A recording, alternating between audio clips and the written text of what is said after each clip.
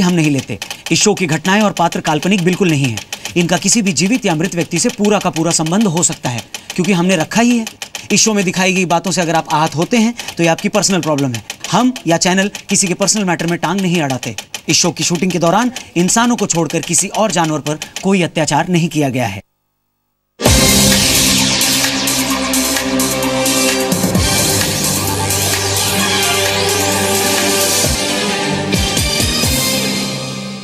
चलो पक्का done. Okay ladies and gentleman, boys and girls, नमस्कार, सलाम, राम राम, रौनक के साथ फन की बात, स्वागत आप लोगों का। और दोस्तों, जिंदगी में 3 चीजों पर कभी भरोसा मत करना, नोट करिए। नंबर 1, या हेलो, या I will let you know in couple of days time कि आपका सिलेक्शन हुआ या नहीं हुआ। इंटरव्यू के बाद ऐसा कहने वाले एचआर वालों को कभी भरोसा मत करना। दूसरा, हेलो, अब दिन बदलने वाले हैं मित्रों, ऐसा कहने वाले नेताओं का। और यार तेरी गाड़ी की चाबी देगा क्या, 2 मिनट में लाके वापस देता हूँ, ऐसा कह के गाड़ी की चाबी ले जाने वाले दोस्तों का कभी भरोसा मत करना। पर 1 मिनट, सिर्फ आप और मैं और ये पूरी दुनिया दोस्तों से परेशान नहीं है। अखिलेश यादव भी राहुल गांधी से परेशान है। दोनों जहां जाते हैं कुछ ना कुछ गड़बड़ हो जाती है, कहीं मंच गिर जाता है, कहीं बत्ती गुल हो जाती है। ऐसे दोस्तों के लिए अरविंद केजरीवाल के पास कुछ प्लान है। युद्ध छेड़ देते हैं, युद्ध छेड़ देते हैं, युद्ध छेड़ देते हैं। तो दोस्ती और दुश्मनी को फिलहाल किनारे पे रखते हैं और आपको बताते हैं आज के शो में आप क्या क्या देखेंगे, यानी fantastic 5 ladies and gentleman. UP के रिजल्ट से पहले नेताओं के मन की बात, ओनली ऑन फन की बात। यूपी गजब है, लेकिन यूपी पुलिस उससे भी अजब है। दिल्ली में केजरीवाल सर का लंदन ठुमकदा, ये भी दिखाएंगे। 2 सेकंड में आपको फेमस बनाएंगे और आपके किए हुए ट्वीट्स दिखाएंगे। और हमारे एक्सक्लूसिव सेगमेंट लोकल लो बात में राहुल गांधी जी का धमाकेदार इंटरव्यू, जिसमें उन्होंने लगवाई आम और अमरूद की फैक्ट्री। भैया, अ से अनार और च से चुनाव। क्या क्या सोचते हो? बात इलेक्शन की हो रही है, कल रिजल्ट आने वाला है। कुछ नेताजी आज रात भर ऐसा टेंशन में करेंगे, सुबह तक दाढ़ी मुंह छा जाएगी। कहने का मतलब ये है कि इलेक्शन में हम जैसी जनता के लिए सबसे टफ क्या होता है भाई, ये पता करना कि जितने भी लड़ रहे हैं चुनाव, उनमें से कम खराब कौन है और किसे वोट दिया जा सकता है? आपने भी सोचा होगा, लेकिन जो इलेक्शन लड़ते हैं कभी उनके बारे में सोचा है उनके लिए सबसे टफ क्या होता है? यही मोमेंट, यानी इलेक्शन से पहले वाली रात। और ये टाइम वही टाइम चल रहा है। तो इलेक्शन के रिजल्ट से ठीक पहले हमने नेताओं जी से कुछ एक्सक्लूसिव नेताओं से करी खास बातचीत, पता किया कि उनके हालात कैसे हैं। सबसे पहले A for Akhilesh Yadav. Sir ji क्या हाल चाल है? कल का नतीजा क्या होगा, कुछ आइडिया आपको? हम तो जानते हैं। जानते हैं? बताइए तो, कंपटीशन टफ था कि नहीं? मतलब कल की क्या उम्मीद की जाए? 6 दिन वालों ने हमें और आपको सबको लाइन में लगा दिया। नतीजा तो आने दीजिए, आप अभी से लाइन में लग गए। खैर आगे चलते हैं। डिम्पल जी, भाभी जी प्रणाम। आप बताइए, समाजवादी पार्टी अगर चुनाव जीत गई तो सीएम किसको बनवाएंगी? तुम्हारा ही नाम बताने वाली हूँ। मेरा नाम लाखों में एक हमार भाजी।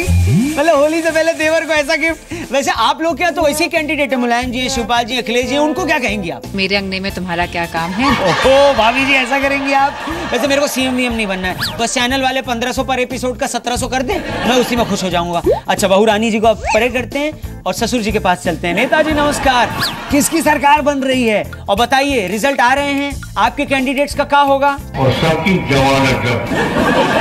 जमानत जब्त? तो फिर आप उनको क्या कहेंगे? मैंने सोचा कि आप सब ये क्या बोला आप? थोड़ा साफ साफ कहिए फिर से। आप रहने दीजिए मुलायम जी, इसको समझने बैठे तब तक अगली सरकार बन जाएगी। Azam Khan from the epiglottis. उनकी तरफ बढ़ते हैं और पूछते हैं, सर सब बढ़िया है ना? इलेक्शन तो हो गए, रिजल्ट आने वाले हैं, रिजल्ट से पहले आजम खान क्या करेंगे? हम भी बच्चे पैदा करेंगे।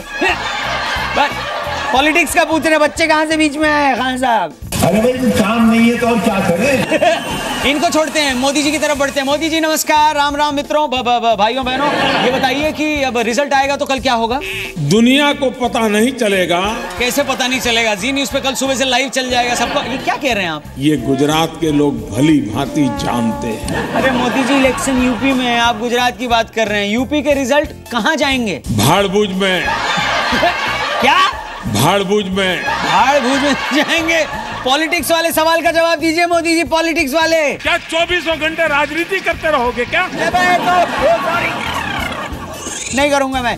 आगे बढ़ते हैं। वैसे मोदी जी ने तो डपट दिया, लेकिन आदमी इलेक्शन के बारे में बात नहीं कर सकता तो किस? राजनाथ जी मैं आपसे पूछ सकता हूं क्या? बताइए, पिछली बार 2014 में इलेक्शन के जब रिजल्ट आए थे तो उससे एक रात पहले आप क्या कर रहे थे? रात को 10:30 बजे बिस्तर पर लेटे हुए मैं टेलीविजन देख रहा। आज भी यही करेंगे क्या? मतलब सॉरी, मैं कह रहा था इतनी सारी पार्टी चुनाव लड़ी हैं, कौन जीतेगा, कौन सीएम बनेगा? सारे अपने ही लोग। हाँ, मतलब केजरीवाल जी के लैंग्वेज में सारे के सारे मिले हुए हैं जी। आगे बढ़ते हैं। ए फॉर अखिलेश के बाद ए फॉर अमित शाह जी, उनका क्या कहना सुनते हैं। अमित जी नमस्कार, क्या हाल चाल है? यूपी में क्या होगा? इस सूबे में भारतीय जनता पार्टी की सरकार बनने जा रही है। सर ने तो पहले ही अपनी जीत मान रखी है, तो बाकी पार्टियां जो चुनाव लड़ रही हैं उनका क्या? उनका भी बहुत परफॉर्मेंस बहुत अच्छा है। हाँ, मतलब आप मानते हैं कि तब भी आप ही जीतेंगे? अरे चुनाव तो समाप्त हो चुका भैया। कॉन्फिडेंस हो तो अमित शाह की तरह, वरना ना हो। मतलब खुद को विनर बनाए बैठे हैं। अगला बढ़ते बहन जी की तरफ। प्रणाम, कैसी हैं आप? मैं कह रहा हूँ कैसा रहेगा रिजल्ट, कितनी सीटें मिल सकती हैं आपको, क्या लगता है? 97, यानी कि 3 कम 100। एग्जैक्ट कैलकुलेशन आप यूनिक है बहन जी। अच्छा, मैं बीजेपी को कितनी सीटें मिलेंगी आपकी गणना के हिसाब से? 106। 106। अच्छा, और अखिलेश भैया की पार्टी को कितनी मिल सकती है? 66। ये अमेरिका का चुनाव जब हो रहा था आपका, क्या कैलकुलेशन है आपकी? Thank you very much. खैर, आखिर में राहुल जी से भी पूछते हैं कि राहुल जी आप बताइए, यूपी में आपके हाथ क्या आएगा? अच्छा, जब आपके हाथ कुछ नहीं आया तो चुनाव की लड़ने आए, मतलब कुछ नहीं आएगा तो चुनाव की लड़ने आए? जहाँ जाते हैं रिश्ता बनाते हैं। रिश्ता बना लेते हैं, बहुत बढ़िया। वैसे रिश्ते में तो ये आपकी मम्मी होती हैं। आज पहली बार फन की बात मेरे यानी रौनक के साथ में सोनिया जी की एंट्री हो रही है। सोनिया जी बताइए ना, कैसे सरकार बनेगी आपकी? डॉक्टर मनमोहन सिंह जी के नेतृत्व में। डॉक्टर साहब, मतलब वो सीएम बनेंगे? ये कैसे हो सकता है? मतलब एक्स पीएम यहाँ के सीएम, समझ नहीं आ रहा। उनके आने से स्वर्ग जमीन पर उतर आएगा।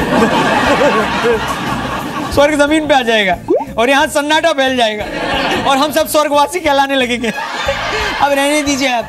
जाते जाते ए for Akhilesh sorry, A for Amit Shah sorry, इनकी अपार सफलता के बाद ए फॉर अरविंद केजरीवाल से भी पूछ लेते हैं। सर जी, यहाँ पर सारी पार्टियां कह रही हैं कि वो ही चुनाव जीतेंगे, क्या ये सारे के सारे झूठे हैं? मैं फिर से कहना चाहूंगा, ये सारी पार्टियां कह रही हैं कि वो लोग ही चुनाव जीतेंगे, क्या ये सारे के सारे झूठे हैं? तुम्हारे तो कर्म फूटे हैं। फूटे कर्म के साथ में वापस के अगली खबर की तरफ बढ़ो। थैंक यू वेरी मच सारे नेताओं का। स्टार्ट। आइए अगली खबर की तरफ बढ़ते हैं। ये भी उत्तर प्रदेश से आ रही है। उत्तर प्रदेश पुलिस ने एक और अजब गजब फैसला देते हुए ये कहा है कि व्हाट्सएप ग्रुप्स पर ऊट पटांग मैसेजेस, मतलब अश्लील वाले हों या फिर देश को तोड़ने और मरोड़ने वाले हों, वो अगर किसी ने किसी को भेजे, यानी किसी व्हाट्सएप ग्रुप पे भेजे, तो उस ग्रुप का एडमिन संकट में आ सकता है। वाह! अब मैं आपको इसकी वजह बता सकता हूं कि व्हाट्सएप के एडमिन के ऊपर ये नजर क्यों है। क्योंकि कुछ साल पहले तक चाय की टपरी पर चर्चा होती थी, अब व्हाट्सएप ग्रुप पर चर्चाएं होती हैं। चाय वाले अंकल पीएम बन गए, तो पुलिस सोच रही होगी अगली बार पीएम कहीं व्हाट्सएप ग्रुप का एडमिन ना बन जाए, इससे पहले उसे पकड़ लो। ना रहेगा एडमिन, ना आएंगे मैसेजेस और ना बनेगा कोई पीएम। वैसे ये फरमान यूपी पुलिस का है। याद रखिए, ये वही यूपी पुलिस है जिसके सामने ज्वेलरी की दुकान से गहने लूट लिए जाते हैं बोरा भर के, और यही यूपी पुलिस के हाथ गायत्री प्रजापति साहब जल्दी नहीं आते। और यही पुलिस टूरिस्ट को क्या पिलाती है? इस डब्बे में क्या है आप खुद ही समझिए। वैसे पुलिस अगर सच में व्हाट्सएप पर कुछ करना ही चाहती है तो प्लीज जरा उन लोगों को अरेस्ट करे जो सुबह सुबह व्हाट्सएप पर तीर घुसा हुआ दिल, दिल में घुसा हुआ तीर और गुलाब के फूल के नीचे गुड मॉर्निंग लिख के हमें भेजते हैं, जैसे कि ये या ये। वैसे सीरियसली पुलिस अगर व्हाट्सएप पर लोगों को अरेस्ट करना चाहती है तो सबसे पहले उन लोगों को अरेस्ट करे जो मेरे ही जोक्स को 1.5 दर्जन स्माइलीज के साथ उल्टा लगा के मुझे ही भेज देते हैं और लिखते हैं कि फॉरवर्ड करो, मार्केट में नया है। आइए आगे बढ़ते हैं। अगली खबर अरविंद केजरीवाल जी की। उन्होंने कहा कि क्या कहा उन्होंने, ये बताने से पहले मैं चाहूंगा कि आप अगर अपने आसपास कोई भारी या नुकीली चीज रखी हुई देखें तो उससे दूर हट जाएं, वरना हो सकता है जो मैं आपको बताने वाला हूं उस चीज को सुनने के बाद आप वो भारी या नुकीली चीज अपने सर पे दे मारें। मतलब अरविंद केजरीवाल ने कहा है कि वो दिल्ली को लंदन बना देंगे। लंदन, दिल्ली को, सही सुना आपने। वैसे दिल्ली को लंदन बनाने वाले अरविंद केजरीवाल जी वही हैं जिन्होंने अपनी सरकार बनने पर फ्री वाईफाई देने का वादा किया था, पर उस पर सफाई पेश करने से पहले उन्होंने नया वादा पेश कर दिया। सर एक बात बताइए केजरीवाल साहब, आपको क्या लगता है, आपका ये वादा हम लोग सुन लेते हैं, हम क्या, एक बार हम क्या, ये किस टाइप का लंदन बनाने का सपना देख रहे हैं आप दिल्ली? मतलब क्या जब दिल्ली लंदन बन जाएगी तो ऐसे तिजोरियां तोड़कर चोरी होंगी, ऐसे? वैसे केजरीवाल जी, लंदन में एक फेमस म्यूजियम भी है, क्या आप दिल्ली के विधानसभा के कुछ लोगों के साथ म्यूजियम भी बनाएंगे? वैसे आप बना सकते हैं, क्योंकि यहीं आप ही के कुछ एमएलएज हैं जिन्हें राशन कार्ड बनाने के अजब गजब तरीके के लिए म्यूजियम में रख ही देना चाहिए। फिर भी आपके वादे को सीरियसली लेते हुए मैं पूछना चाहूंगा कि बकिंघम पैलेस कहां बनेगा और दिल्ली की महारानी कौन होंगी, क्वीन एलिजाबेथ की तरह कौन होंगी? शीला जी को तो यूपी भेज दिया गया और किरण जी को पुदुचेरी। वैसे क्वीन कौन बनेंगे और बकिंघम पैलेस कहां होगा, ये आइडिया आपका है, लेकिन मैं आपसे कह दूं चर्चिल वॉर रूम सिर्फ यहीं बनेगा, जेएनयू।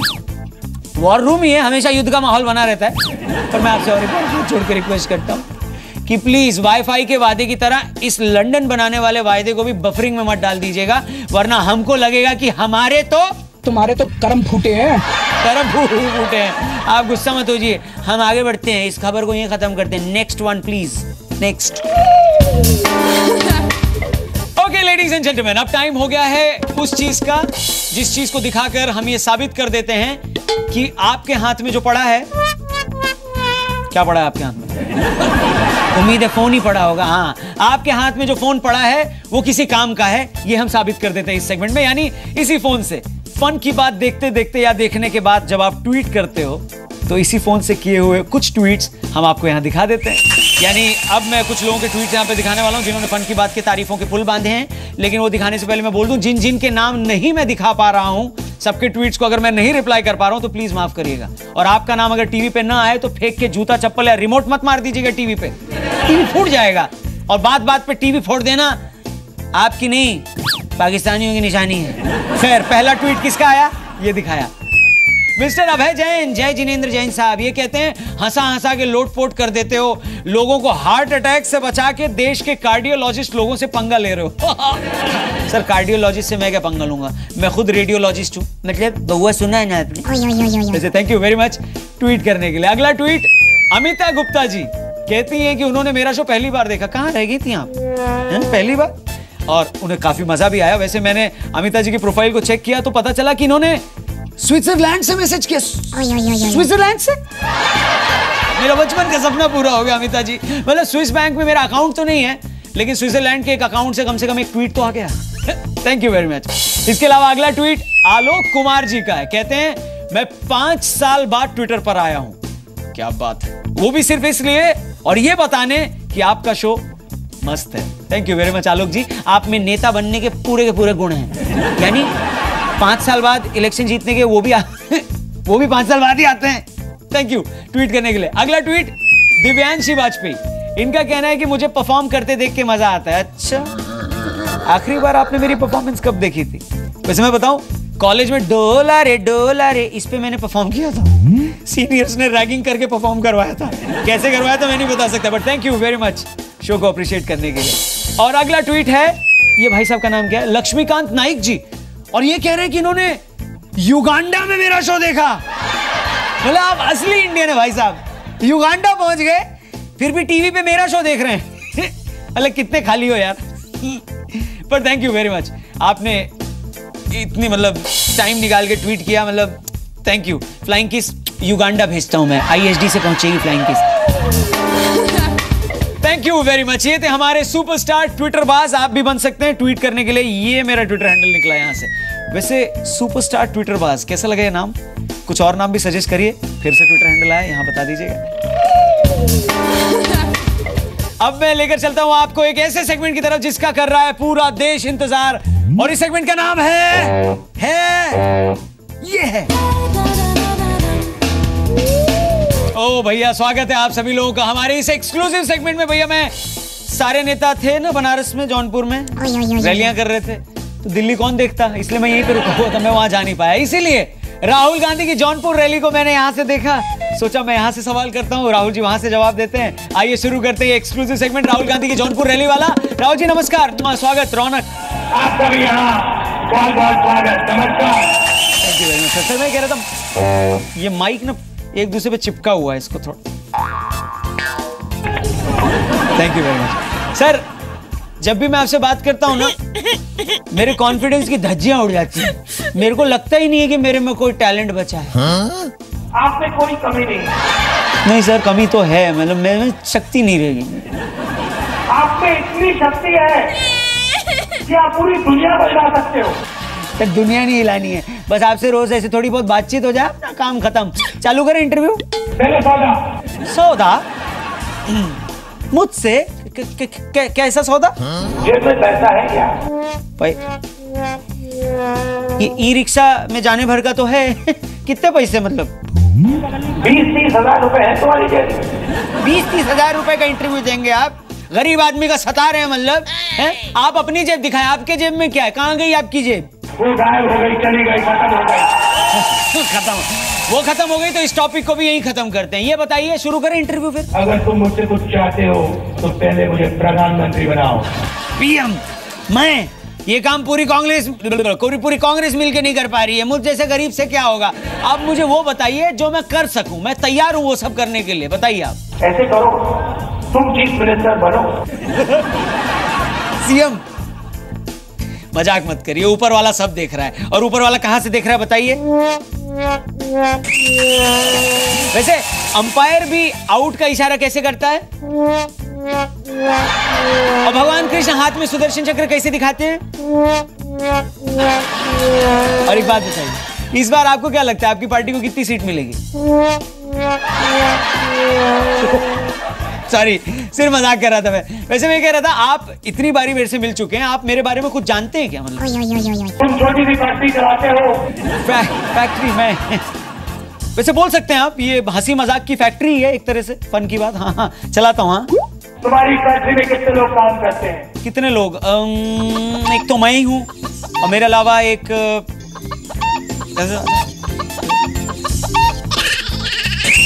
ये भी है ना, है ना, चमेली का तेल। एक ये भी है। 10 लोग काम करते हैं। 10 मतलब हम दोनों 5-5 के बराबर हैं ना? हाँ हाँ, शर्मा नहीं, अपने ही हैं। हाँ 5-5। ठीक है, तुम्हें बैंक लोन की जरूरत है? बैंक लोन की जरूरत है? जरूरत है। हाय, तेरे को क्या जरूरत? कितना पैसा चाहिए? 20 लाख। कितना जीरो होता है 20 लाख में? 20 लाख मांग रहा बउआ, 20 लाख। ठीक है, हम तुम्हें 20 लाख रुपए फैक्ट्री के लिए देंगे। ये क्या होता है? ये बात करिए, 20 लाख मिलेगा तो फैक्ट्री में हम उगाएंगे क्या? ये क्या उगाएंगे? इलाहाबाद का अमरूद। अब निकल जाए। चमेली तेला पे क्या उगाएंगे? लखनऊ का आम। सर ये आम और अमरूद है, आलू नहीं है जो आप फैक्ट्री में उगाइएगा। वैसे अगर हम फैक्ट्री में आम उगाने की बात कहेंगे ना, लोग गरिया देंगे, हम बहुत गाली देंगे। और अच्छी चौचक गाली सुननी है तो कहाँ जाएं? कानपुर जाइए। कानपुर? मतलब कानपुर की अगर किसी ने एक बार गाली खा ली तो? एक बार किसी ने खा लिया उसको कभी भूल नहीं सकता है। कभी नहीं भूल सकता। सर भूलने से मेरे को याद आया, मैं भी नहीं भूला हूं कि आपने पिछली बार ओबामा के घर मेड इन मिर्जापुर का कालीन बिछवाया था। इस बार आप क्या करना चाहते हैं? मैं चाहता हूं कि एक ऐसा दिन आए जब ओबामा जी की पत्नी अमेरिका में क्या अमेरिका में सुनो सुनो, हाँ बोलो बोलो बोलो। जब ओबामा जी की पत्नी अमेरिका में अपनी रसोई में कुछ पकाए, पकाए, हाँ, पतीलों में देखे, पतीले को। आजकल पत्नियों के पास पति को देखने का टाइम नहीं है, आप पतीले को। इस बात पे ओबामा आंसू पोंछ रहे, देखो।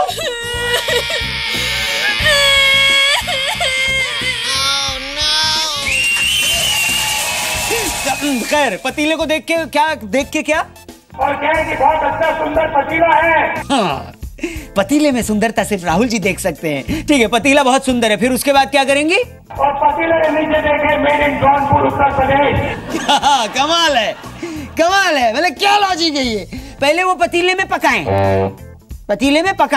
फिर जब पतीला पक रहा हो तो पतीला गरम वाला हाथ में उठा लें, फिर उसको पलट लें ऐसे, और पलट के नीचे देखें कि उसके ऊपर लिखा है मेड इन जौनपुर। तो जब पतीले में जो पक रहा है वो नीचे गिर जाएगा ना कालीन पे, मिर्जापुर के कालीन पे, और जब खाना गिर जाएगा तो ओबामा जी क्या खाएंगे? ओबामा साहब आम खाएं। ये क्या बात है सर, ये सोच कैसे लेते हो आप? कहाँ से, मतलब मैं समझ नहीं पाया।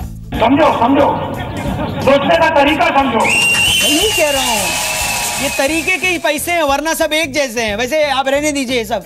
ये बताइए, अखिलेश भैया ने नेताजी को साइड कर दिया और क्या कहा? तुमको रिटायर कर दिया, कहा तुम बैठो मजे लो। मजे लो? कैसे मजे लो? कहाँ के मजे लो? किसके मजे? सॉरी, आप ये बताइए, मुलायम सिंह यादव जी की लाइफ में इस वक्त सबसे बड़ा टेंशन कौन है? उसका बेटा।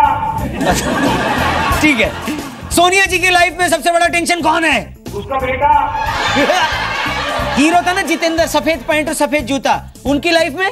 उसका बेटा। और अमिताभ बच्चन की लाइफ में? उसका बेटा। और मेरे बाप की लाइफ में? उसका बेटा। बेटा खत्म। यही बेटा आपसे कह रहा, इंटरव्यू खत्म। Sorry, cut. Okay, thank you very much. बहुत बहुत शुक्रिया आप लोगों का इस शो को झेलने।